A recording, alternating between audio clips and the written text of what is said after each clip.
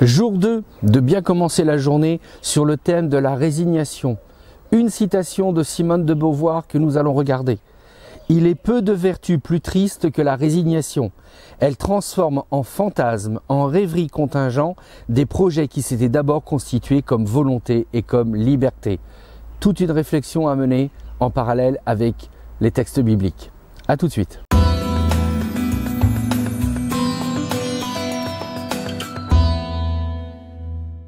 C'est étrange parfois quand un pasteur cite autre chose que la Bible et souvent c'est mal perçu par certains. Mais finalement, il y a quand même une vérité.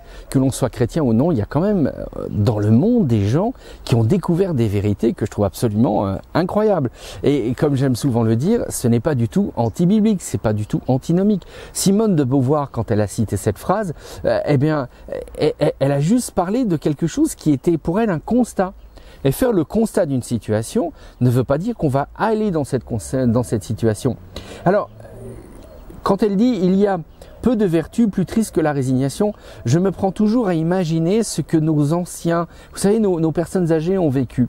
Je vais faire un petit peu d'histoire. On est dans la France de l'occupation, dans les années 39-40, et le maréchal Pétain va signer avec Hitler et va soumettre la France au régime allemand.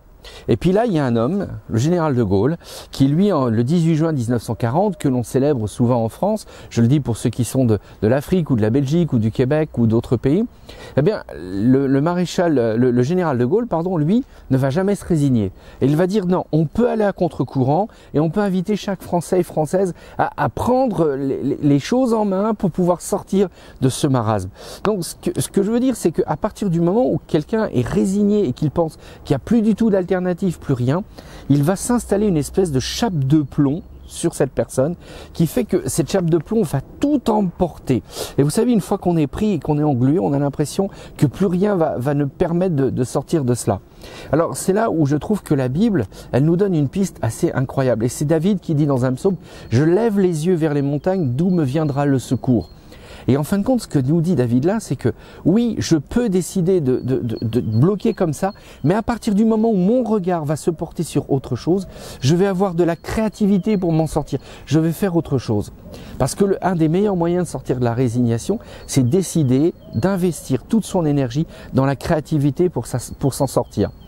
C'est peut-être un peu surprenant que je parle comme ça, mais c'est quelque chose que j'aime, on va dire, mettre en avant. J'ai une amie qui malheureusement a eu un cancer. Et ça arrive à plein de gens. Et cette amie-là, à un moment, elle me dit « Oui, il m'arrive une drôle de chose. » Alors je lui dis « Mais tu sais, tu as deux lectures possibles. La première lecture, c'est que tu peux dire « Mais Dieu n'a pas été bon avec moi parce que je suis victime d'un cancer. » Ça, c'est la première lecture. Puis tu as une deuxième lecture de regarder les yeux vers les montagnes et de ne pas être dans la résignation et de dire « Grâce soit rendue à Dieu ». Parce que très vite, les médecins ont détecté la tumeur, très vite elle a été prise en charge, très vite on a pu contrôler les choses et maintenant je suis en rémission totale, et ben gloire à Dieu. Donc vous voyez, c'est deux lectures différentes. Une, elle aurait pu être dans la résignation, oh Dieu, qu'est-ce qui m'arrive, j'en peux plus. Et l'autre, je lève les yeux vers les montagnes et je vois une autre perspective. Et je loue Dieu pour cette créativité qui est possible de faire quelque chose. Je m'emballe, mais parce que pour moi, j'ai vraiment envie de vous encourager. De dire que si cette semaine et dans les semaines passées, vous êtes devant des difficultés, vous avez le choix, et d'autant plus que vous confessez Jésus-Christ. Soit vous restez enfermé comme ça, puis vous dites, il y a tout qui s'écroule, il n'y a rien qui va. Soit vous regardez vers les montagnes, non pas comme un slogan, je dis bien, parce que sinon c'est trop simple. Je regarde vers les montagnes et ça y est, je claque des doigts et tout ça. Non, non, je regarde vers les montagnes et je dis à Dieu, donne-moi la créativité pour ne pas être dans la résignation. Parce que tu me veux un homme, une femme d'espérance, une femme qui va avancer. Et je pense que si on est comme ça dans cette démarche-là, eh bien comme disait le revivaliste Spurgeon, vous allez brûler pour Dieu, vous allez brûler en Dieu et les gens viendront vous voir brûler et vous aurez un témoignage de foi qui sera crédible parce que vous allez incarner non pas des gens qui sont dans la résignation, mais des gens qui sont dans l'espérance. Méditons cela, même pour moi en premier, comme je vous le dis à vous. Et puis je vous souhaite une bonne journée et à demain. J'oubliais, avant de partir, 3 idées fortes. Première idée, abonnez-vous à la chaîne YouTube. Deuxième idée, suivez-nous via les réseaux sociaux, Facebook entre autres. Et troisième idée, merci de nous soutenir financièrement parce que nous avons besoin de vous pour continuer cette belle aventure. Au revoir, à la prochaine fois.